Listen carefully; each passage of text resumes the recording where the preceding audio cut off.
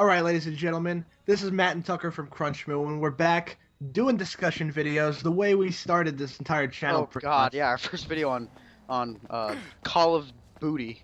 I mean, the first like 5 videos were discussions, Yeah, okay? because we hadn't had our setup ready for any Yeah, Let's we couldn't Plays. really record Let's Plays. We couldn't, and now if you look Yeah, at our recent videos, it's just and, all Let's Plays. and Charlie's dumbass got his recorder and then forgot he had to buy a mic, so So that yeah, exacerbated how long it took. we were kind of like relegated to discussion videos for a while, but Yeah, I mean, we're gonna try and make it a more regular thing now. Every Wednesday, is our discussion hopefully. day. Yeah. Hopefully every Wednesday we're gonna have a different topic for you guys. And today's topic, as you could probably tell by the footage that's playing right now, is about Grand Theft Auto 5. Well, looking at the changes that GTA 5 made to the open world strategy, if you will, I mean, they added a shit ton of things compared to, let's say, GTA 4. The map is bigger. There's more things to do. It's more interesting, the environment, because GTA 4 there wasn't too much to do on the side. I mean, you Yeah. see random ass encounters, but other than that, there's no point. Well, I mean, GTA 4 had, had a lot of stuff you could do in it. Like, you could just, like, screw around and do whatever. But, it was pretty focused, I would say. I mean, Liberty City was awesome. I'm a little bit biased because it's my city, pretty much. But GTA 5 kind of, I don't know, it just feels like it kind of opens up the possibilities, especially with GTA Online. Oh yeah, GTA Online opens up so many possibilities that even they haven't even, like, come across yet. I'm sure they're going to update it continuously throughout, its lifespan, and hopefully they put it on next gen, but there's just so much you could possibly do in, like, an open world with hopefully more than 16 players eventually, but with just so many people in one shared world. Like, you can make it like the Sims GTA style, pretty much. and that's actually what I was thinking about how it was, when I heard GTA Online. I'm like, this seems like The Sims GTA. Yeah, with a lot more robbing and Yeah. murder. But I mean, it would be almost marketing suicide for them not to put it on next gen. I mean, you hear it from me. They're putting on next gen. I don't think that they would logically not put it on. I mean, I could see 2K14 not going on next gen, but GTA 2K14 5, meaning WWE 2K14? yeah, I could see that never going to Yeah. next gen. But GTA 5, nah, they gotta port it.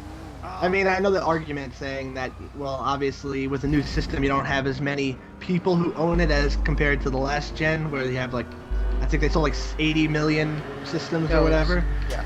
But still, I mean, once people start getting the next gen, I'm pretty sure most of them won't be going back. And this might even be a selling point for people. Yeah, exactly. I mean, GTA on next, like Battlefield 4 on current gen, it's capped at 32 players. Next gen, if you get next gen, you're gonna get a better multiplayer experience with 64 player online. All that's a better graphics, so I'm sure most people would probably rather wait for the next gen version than buy the current gen version. I mean, this is a complete offshoot from our original topic, but when you were Yeah. talking about Battlefield 4 in 32 player, Battlefield 3 had 32 players, I think, or it might have been 16 on the Xbox and PS3 versions. But the PC, you could have upwards of 64, right? Yeah. So it's always never better. It's not always better, though. There were some crazy ass situations in wow, I almost said GTA. Crazy ass situations in Battlefield 3 that wouldn't normally exist in a 32 player slot or lower. In fact, the balancing got all wonky. So, Yeah. wonky rather. So it's all about balancing at that point. But that's complete offshoot of what we're talking about. We're talking Yeah. about GTA. Well, back on topic then. Like, what do you think games like Saints Row, even though you can't really compare them anymore, they're completely different. They're still open world games. Any open world games, what do you think that GTA 5 will make them do in their next games? Well, it seems to me with other open world games, the environment was carefully taken into consider of in GTA 5. It's just as interesting to be in Trevor Country than it is to be in Los Santos. It's just as interesting. And I can think of other games that haven't been able to captivate that, being able to keep my interest wherever I go. There's always something batshit insane I can do, or something interesting I could do, or something fun, something interesting to see. I mean, you could kill animals in the mountains.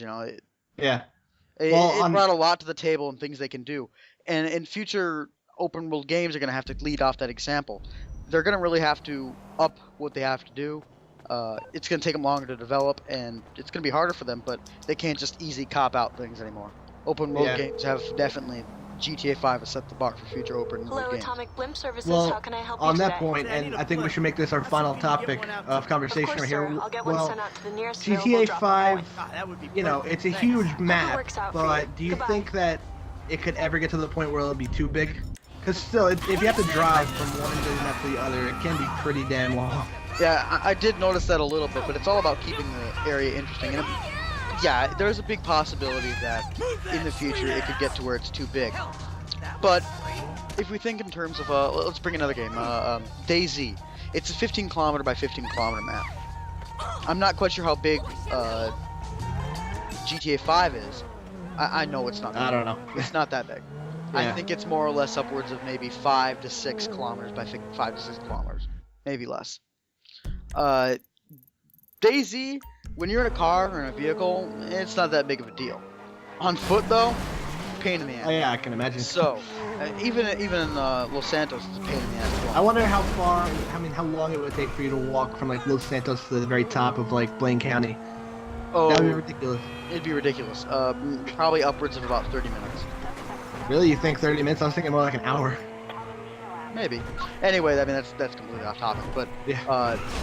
there is a point where it could get too big. I'm thinking the best max would have to be maybe a 20. I think the best max would have to be a 20 kilometer by 20 kilometer. I think that's the best max we could go with, Yeah. because that would be upward. I mean, I'm not very good at math conversions in my head, but I think that's going to be about somewhere around 12 miles, 15 miles by 15 miles. Yeah, I have no And, idea. and that's a big chunk of land.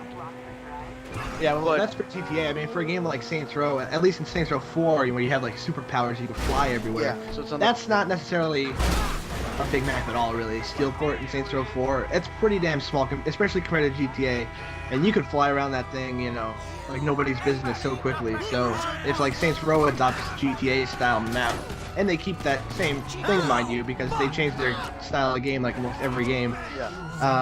I mean, it just depends on the game, I guess, as to how big it'll get. Yeah, and what game developers have to do is they have to make sure it doesn't get too big to where it's so drawn out boring to get from one end to the other. Yeah. It's not boring to get from one end to the other in GTA 5. In fact, I enjoy the drive a lot. No, I do too. I mean, you got the radio stations that make it bearable too, if you get a good song on. And weaving in and out of traffic is always fun. Yeah, seeing what you can do with other people on the road. I like driving down, like when I'm on the freeway, you know, knocking down those cones or whatever. It's just the simple things.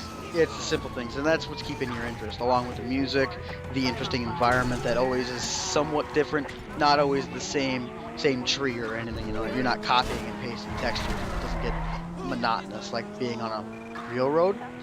Yeah. But I guess with that being said, you know, that's basically our main view on the groundwork that GTA 5 laid out. There's gonna have to do a lot of work in the future for upping the ante, if you will, increasing what these games have to do to basically keep our interest in to always go a step above the other companies. And Yeah. And GTA 5 is definitely going to be a longer title. With GTA Online, they're going to be extending that and milking it as much as they can. I mean, didn't even Rockstar say they have hundreds of stories to tell? Yeah, pretty much. So I'm They said- assuming some of I think that's they're gonna probably already starting to write the next one. Yeah. So, So, I mean, they're going to be definitely having to up the ante there. I guess with that being said, please rate and subscribe. If you like the video, share it to other friends who might enjoy this, or pal, even if they don't enjoy it. Screw them. It's a view. yeah, I'll take anything. Yeah. Love me! Anyway, please rate and subscribe, and have a nice day.